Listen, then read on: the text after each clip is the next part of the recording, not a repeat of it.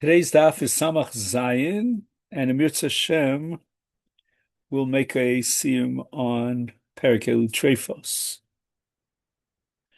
Now, in order to begin Samach Zayin, we have to read a pasuk in Vayikra Yud Aleph, and actually more than one pasuk.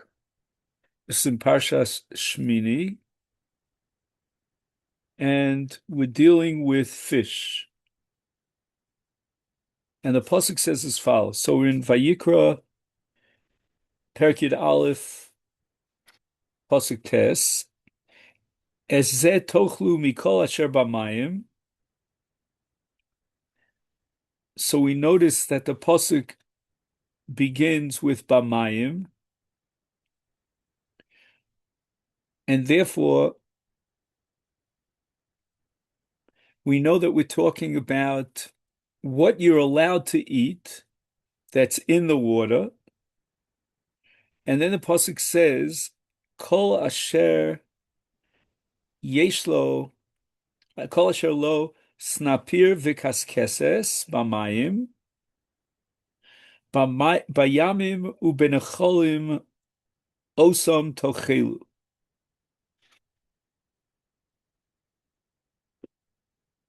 So the Torah here gives you a positive command to tell you what you're allowed to eat from the fish in the water, and identifies two simonim, snapir v'kaskeses. And we know that if it has kaskeses, which are scales, then it's a kosher fish. Even if we can't see the snapir, let's say it was cut off, which are the fins. But the Torah says that you should be looking for these two simonim b'mayim when they're in the water. And then the Torah gets very specific and says b'yamim u'benecholim, like the seas and the rivers. Osam tochelu. Now in Pasuk Yud, the Torah goes through the negative and tells you v'kol asher ein lo snapir v'kaskeses b'yamim u'benecholim mikol sheretz hamayim mikol nefesh achai asher b'mayim sheketz heim lachem. So what we have here is both an asay and a los asay, as we'll see in our Gemara. An asay telling you what you're allowed to eat, and a lot asay telling you what you're not allowed to eat. And additionally, what we have to point out here in this series of two psukim is that we have a klal, a prat, and a klal. So the prat is going to be bayamim u'benecholim, to tell you that these requirements of snapir and kaskeses applies to that which you find in the seas and the rivers, which are moving bodies of water. So that's a prat, which will exclude other kinds of bodies of water, like pools and cisterns and caves and so forth and so on, where the water is not moving. And how much more so if you have something that was germinated inside a kli, inside a vessel, where everything is stagnant, the water is stagnant. But keep in mind, at the same time that we have this prat of bayamim u'benecholim, we also have a klal, which is a more generalization. And that klal is b'mayim. And not only that, the word b'mayim actually appears twice. Once in Pasuk Tes in the Aseh, and a second time in Pasuk Yud in the Los Aseh. And again, the Torah says Bayamim. Now, the word Necholim, which we said before, the rivers, that's a prat, that appears after the second klal. So it's very interesting because, generally speaking, when you have a klal, prat, and klal, the prat is sandwiched in between the first klal and the last klal. Here, it's a kind of exception to the rule because you have a klal that precedes a second klal that precedes the prat. So you have klal, klal, uprat. So let's begin our study here of Daf Samach Zayin with the uh, with a quick reading of Samach Vav Amud Beis on the bottom. So that'll give us kind of a takeoff. And the Gemara says that if you have shrutzim that were germinated in a vessel, then you're allowed to eat, drink from the vessel, even though there are shrutzim there. And that's not included in the lav of kol sheretz lo tochelu. And this is going to be derived from the miut of yamim and necholim, because clearly water in a vessel is not yamim or necholim. So the Torah only requires snapir v'kaskeses in order to make sure and guarantee that it's a kosher fish if it's biyamim u'b'necholim. But if it's in a kli, then it's not similar to yamim u'necholim. And therefore, the Gemara establishes that even if it doesn't have a snapir and kaskeses, b'kelim it's mutter. And the Gemara says that b'mayim is a klal, b'yamim u'b'necholim is a prat. And now the Gemara doesn't yet operate with the second klal, where the Torah repeats the word b'mayim, so it only has right now at this developing stage the first klal and the prat, and that gives you a different midah shator nidreshes behem, and that's called klal uprat ein beklal elamasha beprat, and that means that the klal, that means that which you require snapir and kaskeses applies only to yamim unecholim. And that's going to be to the exclusion of ne'itzim v'charitzim. So again, let's understand what ne'itzim v'charitzim is, because there are a number of different dargas here. This darga is very close to streams and to rivers. It's called ponds and canals. And in these ponds and canals, the water is in movement. It's sort of like bubbling water, and therefore in some sense, it is similar to Necholim and Yamim. But if you have Klal Uprat without the second Klal, then Ein Beklal Elamasha Befrat. So that means the Klal, which tells you you're not allowed to eat something aquatic, from the water if it doesn't have a snapir and kaskeses, that Klal only applies to that which is exactly similar to the prat, and the prat is by yamim u'b'necholim, and that's going to exclude these cases of ne'itzim v'charitzim. So basically, at this point in the Gemara, which is the end of Daf Samach Vav Amud Beis, before we start today's Daf, if you find any kind of sheretz that is not in necholim or yamim, but rather it's in the itzim and charitzim, then you'd be allowed to eat it. But the Gemara rejects this. On the bottom of Daf Samach Vav Amud Beis, the Gemara says, no. It's not klal uprat. It's klal prat uklal, because there's another klal, as we saw in Pasuk Yud Aleph, and again the word b'mayim appears. B'mayim is a generalization. And therefore, that's called chazar v'kolal in the Gemara. So you have the klal, the prat, and chazar v'kolal, another klal. And if that be the case, the second klal is going to include in the prohibition Because again, we're dealing with that last pasuk which prohibits you from eating anything from the water that doesn't have snapir and kaskeses. Now the second klal is going to include even ne'itzim v'charitzim. And the only exclusion which is going to be excluded is only bekalim, if you find it in vessels. But as we'll soon see, between the darga of ne'itzim and charitzim, and on the other hand, kalim, there's a darga in the middle, a middle of the road case, which is called boros, sichin, umaoros, pits, ditches, and caves. And in those cases, the water accumulates and comes perhaps from movement, but it gets stagnant. It's stuck in the cistern. And the question is whether or not a sheretz that you find inside boros, sichin, or ma'oros that doesn't have snapper and kaskeses is kosher. You're allowed to eat it. The Gemara objects, and the Gemara says, how can you call this a klal prat uklal?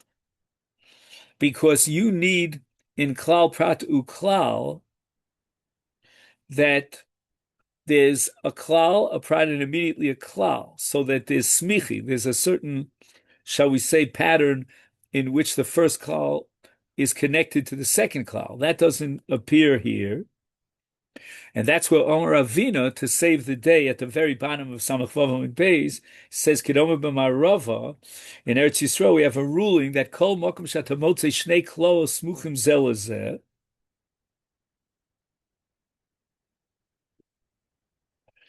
even if the two klolim are near each other, which means that the prat comes after the second klal, is nevertheless, and here we're on top of Samach Zayin, hatel prat beineim.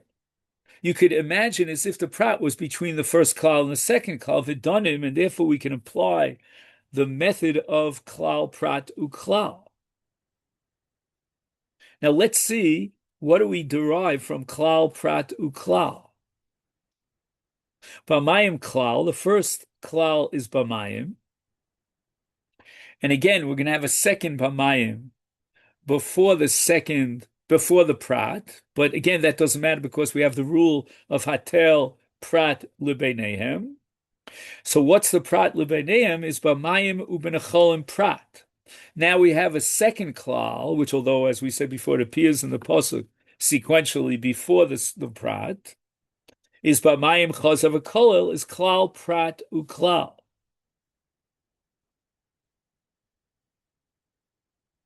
Now, what you could do with a klal prat uklal is to expand it beyond a klal uprat. Because again, in klal uprat, ein beklal el mash beprat. You're totally limited by the prat. But if you have another klal afterwards, then you can expand the prat. And you could find certain similarities to the prat, but there's still one step removed. And that's going to give us the case of boros, sichin, and ma'oros.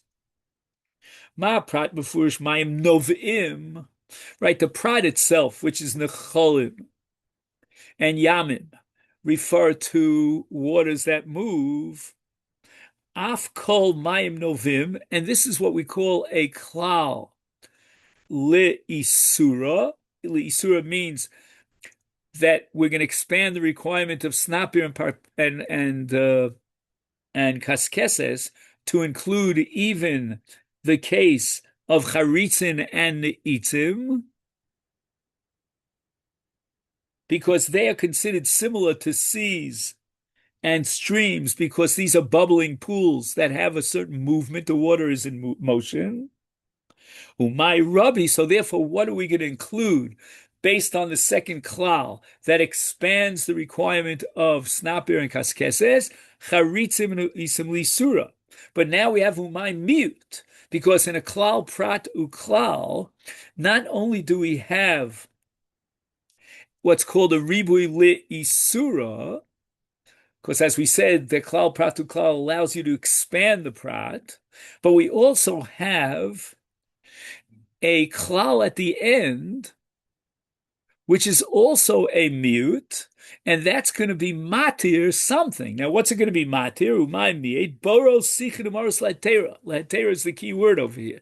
So now we're talking about water that is in the ground as opposed to a vessel, a kli, but it has no movement whatsoever. The water is totally stagnant. And in that case, it's two steps removed from Yamim and Nechalim. So Ne'itzim and Charitzim are one step removed from Yamim and Nechalim in the sense that they are not, seas and rivers. But on the other hand, these canals and ponds have one element of similarity to seas and rivers, that is that the water bubbles and moves along. And therefore that too is included under Yamim Unechalim for the requirement of Snapir v'Kaskeses, and that's called a mitle. That's called a ribui le'isura. But now we have a miut lehetera, and the miut lehetera is going to be boros sichrim orim that are two steps removed from seas and rivers, because not only is there no sea or river, I mean, the water is stuck, incarcerated, if you will, inside a cistern, but it's another step removed from seas and rivers, although it is in the ground, and that is that it has no movement, it's totally stagnant. And here we're going to derive from klal pratu klal that if you find a sheretz that germinates inside boros, sichin, and ma'oros, you're allowed to eat them. Frekta Gemara v'ema, but maybe we could suggest ma haprat mefurish mayim gedelim al gabi karka. In other words, now the Gemara is saying that when you have a ribui le'isura, why do you limit your ribui le'isura only to that which is moving water, like charitzim and eitzim? Why not take that ribui le'isura one step further and include under the requirement of sichin, of snapir v'kaskeses, include even boros, sichin u'ma'oros. Ma'prat mefurish mayim gedelim al gabi karka. As long as the water is accumulated in the ground, that's sufficient of a comparison to seas and rivers. Afkol mayim gedelim al gabi karka my rabbi. And now we expand the ribui. Again, it's the ribui le'isura to include afilu boros, sichin u'ma'oros le'isura. But wait a second. We have the second klal, which comes limmi uto. What are you going to do with that? You're going to use that for the case that's most extreme to the opposite of seas and rivers, and that is kalim. Because kalim, you never had flowing water in the ground. It was only water in a vessel that was never attached to the ground. In Kain, although your analysis of the klal prat uklal is correct, and if we only had the klal prat uklal, we would say that you need snapir and kaskeses even with regard to boros, sichin, and ma'orim. But we have another ribui that we didn't calculate, and that is tochlu. Right? We go back to the pasuk, and the pasuk says,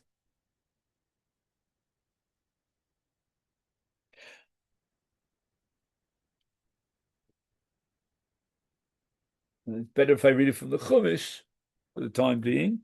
And the pasuk says,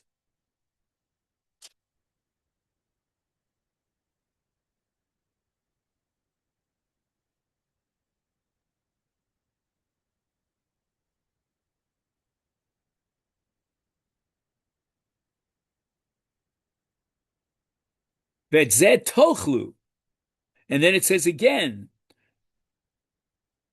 tochelu at the beginning and the end of the pasuk. So what's the extra tochelu? That's a ribui that's coming to allow you to eat something without a snapir and kaskeses, namely water and sheretz that's generated in water in boros, sichin, and ma'oros. Now, all this is based on what's called the sifra, the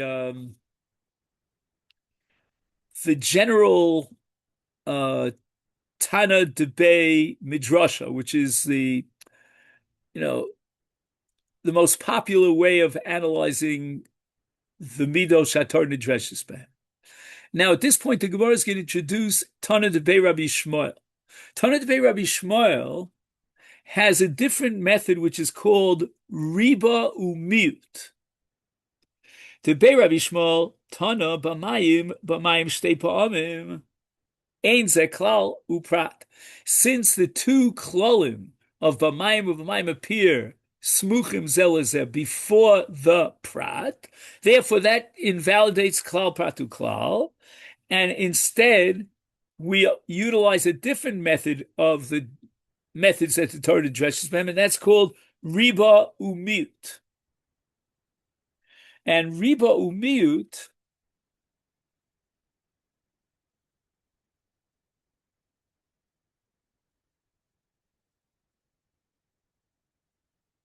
now let's just see again. There's a lot of analysis here that has to go into the difference between klal pratu klal and ribuy miut. But what we have to know is that the miut is less restrictive. I mean, let's just accept that, for the purpose of a daf yomi shir, these are sugyas all over shas. That's what we have to say, that the miut is less restrictive. This has to do whether the miut defines the scope of the klal or just limits it. So, but let's just see how it plays out here. B'mayim riba. Now we're learning Tana Debei Rabbi Shmuel. B'mayim is called a ribui.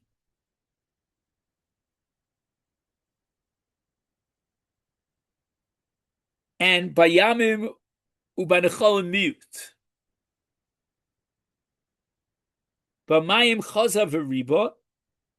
Riba u'miut v'riba. So that's the rule that we're going to apply here according to Tana Debei Rabbi Shmuel. So let's see how it plays out. Riba hakol.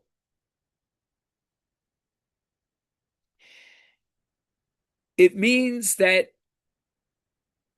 everything that's in water requires snapir v'kaskesses.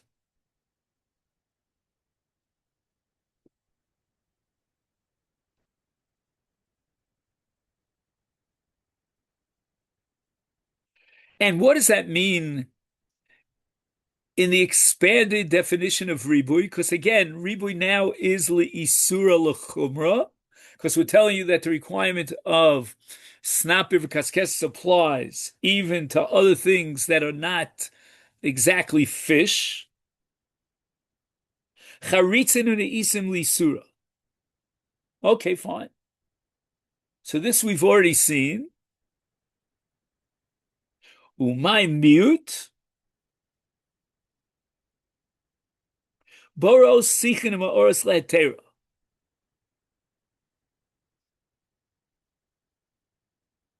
So again, as we said before, if you're applying miut v'ribui, or shall we call it ribo miut, we said again that the miut is less restricted. So now we could take this miut and we could apply it to boros, sichin, ma'oros, even though they're not that similar to nechalim and yamin. Frekti Gemara ema my riba boros, sichin, ma'oros lisur. Why don't we go the other way around? Because when you apply ribui umiut as opposed to klal patu klal, you don't care about the definition. We're not dealing with definitions anymore. And therefore, we have these choices of different categories of shrotzim and mayim, and we could go any way we want. We can use the ribui to include in the isura and the requirement of snapir v'kaskesses, even boros, sichin, and moros. Umay miut. And now what are you going to do with the miut, which tells you don't require snapir v'kaskesses, miyat kalin? if you find shrotzim in utensils. Gemara rejects it. In Cain, tochlu mayahanile. Keep in mind that we had that extra riba of the word tochlu to expand that which you're allowed to eat and it's kosher even in the absence of snapir v'kaskeses. And we're going to use that to include in the hetera again, boros sichin u'maoros. How do you know that the Torah is excluding the requirement of snapir v'kaskeses in kalim, but maybe we go the other way around? Maybe the Torah is going to say that it's not that in kalim you require snapir v'kaskeses. And again, since we're dealing with miut uribui, ribui miut, therefore we're not limited. Kedetoni matisyahu bar Yehuda Myra is l'rabos boros sichin boros latera. How do you know that in this hadraga over here, all these this whole totem pole, that you want to include what's it called, garitzim uneitzim in the requirement of snapir v'kaskeses, which is called lisura, and you want to tell me that, but if you find it in a cistern of boros sichin ma'oros, then lehetera, you don't require snapir v'kaskeses. Ma rois l'rabos boros sichin ma'oros lehetera lehotzi charitzi l'isura. Why don't you go the other way around? Mar ba'ani boros sichin uma'oros, to tell me that in boros sichin ma'oros, if you find the sheretz, you require snapir v'kaskeses.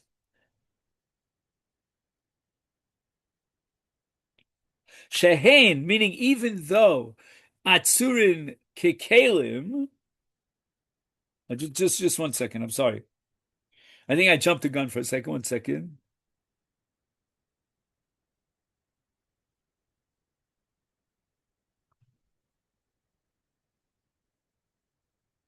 I'm sorry. Marbe ani boros sichin ma'oros is an answer to the question, right? The question was Mara Isa, meaning who told you that in the case of charitz and isim you require snapir v'kaskeses, whereas in the case of boros you do not. And the answer is, see, you always have to know where to put the answer and the question, where the question ends and the answer begins. Marba ani boros sichin ma'oros, meaning lehetera, that is a ribui lehetera. So we're expanding the heter, because as we said before, in the case of ribui miut, we're not so limited in the miut.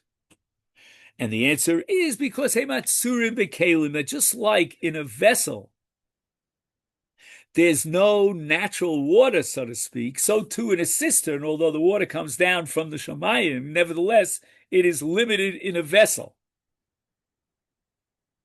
But motzi ani charitzin and itzim, but I'm not going to apply this ribui to charitzin and itzim, which are ponds and canals, which are not limited and restricted in a vessel. She'ein atzurim bekalim. Okay. Now, all this was the brisa of Tana de Bei Rabbi Shmuel, and we were operating within the principle which we called riboy umit. Now the Gemara makes a reverse and goes back to what we call the Sifra, the Toras Kohanim.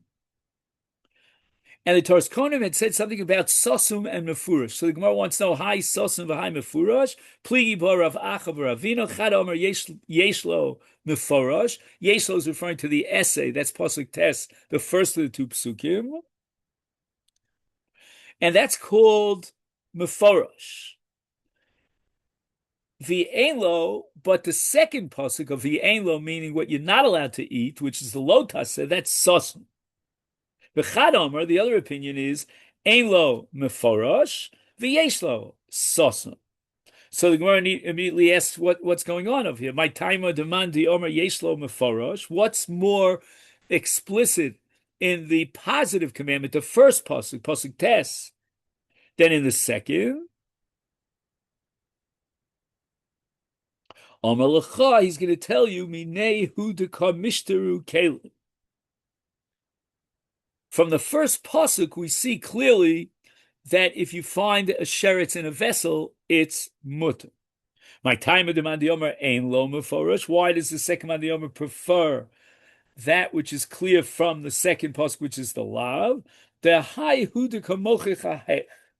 Right? Without the second commandment, meaning the negative, you wouldn't know anything about the first commandment. Because if we only had what we wanted to arrive from the positive commandment, that's the earlier pasuk, hav hamina bekelim, afagav de islay nami lo techa. Even if you find some sort of sheretz in a keli, and it has snapper bekaskesses, it would still be awesome. Amar Avhuna lo lishpe inish shikra b'tzivos. Okay, so they used to make beer from dates, and the dates were infested with worms. These worms are called larvae. I'll read to you what AI says about larva. Larva is a juvenile, immature state of insects, amphibians, marine invertebrates after hatching, but before becoming an adult. Now, we're going to soon see that larva is considered non-kosher in 90% of the cases, but if the larva develops entirely inside a fruit, and it never left the fruit, it never crawls on the ground, so you eat it while it's still inside the fruit, then it's kosher. And the Gemara is saying that they used to pour beer through a sifter, and the sifter was made of wood, and Rav Huna tells you don't do this process at night. Why? Because what might happen, and you don't realize it because it's dark, is Dilma parishli ein mitzivyasa. Okay, so this tzivyasa are the chips of wood that were used for the sifting process, and maybe the worm left the dates and it parted and crawled on these wooden chips, which is like the ground, and therefore it's a sheretz hashoretz ala oretz, and therefore it's awesome. And then after these worms or larvae, whatever you want to call them, somehow crawled onto the chips, then they fell back into the beer and you didn't notice it. Now you're going to drink beer that has larvae in it. Havi over, and you violate a law of the Torah, sheretz hashoretz ala oretz. Frek the Gemari hachi b'mana nami. You're telling me that because you sifted it with wooden chips, therefore you have to worry about this whole process. What do you mean? What about forgetting about sifting it in wooden chip with wooden chips? What about drinking the beer in a regular, mug? Dilma parish ledafna. Right, you have a vessel, and there's beer in the vessel. The beer has in it larva. Dilma parish ledafna demana. The worm already left and got stuck to the walls of the vessel. V'hada nafilamana, and now again it fell back into the vessel, and it's already considered a sheretz hashoretz al aretz. The Gemara answers, Hasam hainu revise.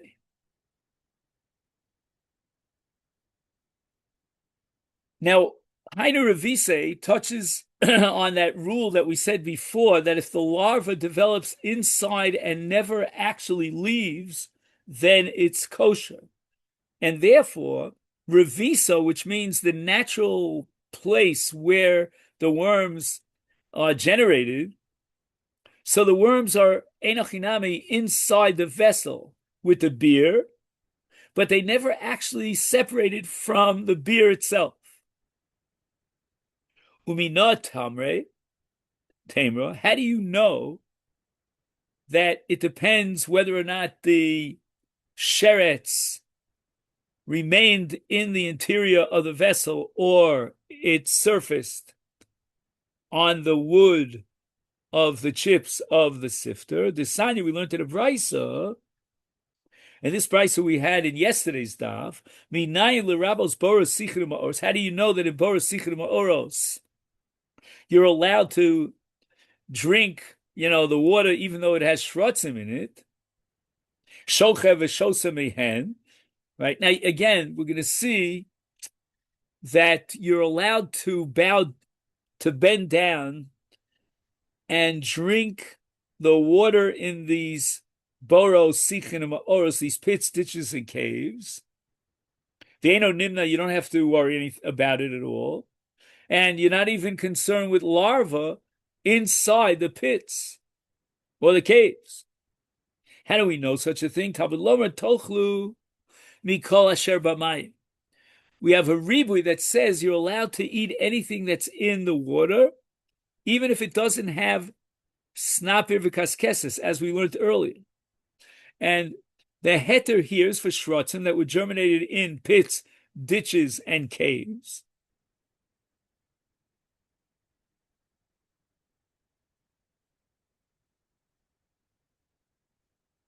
Frek de brisa v'lechush dilma parshla dafna v'hodar nafil. Why don't we worry about the larva? Maybe the larva left the water, it got stuck, attached to the walls of the cistern, and then it fell back into the water. And at that moment in time, when it departed from the water and got attached to the wall of the cistern, at that point it's already sheretz hashoretz al ha'oretz. Ella, you have no choice, but in order to understand the heter of this brisa, you have to say hainu revisa, that the walls of the cistern are the natural habitat, and it's not considered that the creature came out of the water and crawled on any solid ground. Hochanami, and the same thing would apply here in the case of the beer, hainu revisa. Amalei Rav Chisda Rav Huna Tanya de Messiah. I want to bring a support for Rav Huna, right? And Rav Huna was the one who said that you have to worry about the beer if you're sifting it with wood chips, but you don't have to worry about the beer in the vessel. Kol hashoretz, kol sheretz hashoretz ala oretz, says the Brisa l'rabos yavchushin shesinon. Okay, yavchushin are like gnats or mosquitoes or different things they were filtered out of the wine. So you filter the wine and you get rid of these larvae, larval gnats. So you have to do this process of sinun. Time of the sinun on why are you worried about what? The gnats. Because you filtered out the wine. And the gnats were filtered out of the wine. And who knows, maybe you'll eat them or they'll fall back into the wine. Holo sinun. But if they remain within the wine from the get-go, then shari. Then it's permitted. So you're ingesting insects that germinated into the wine,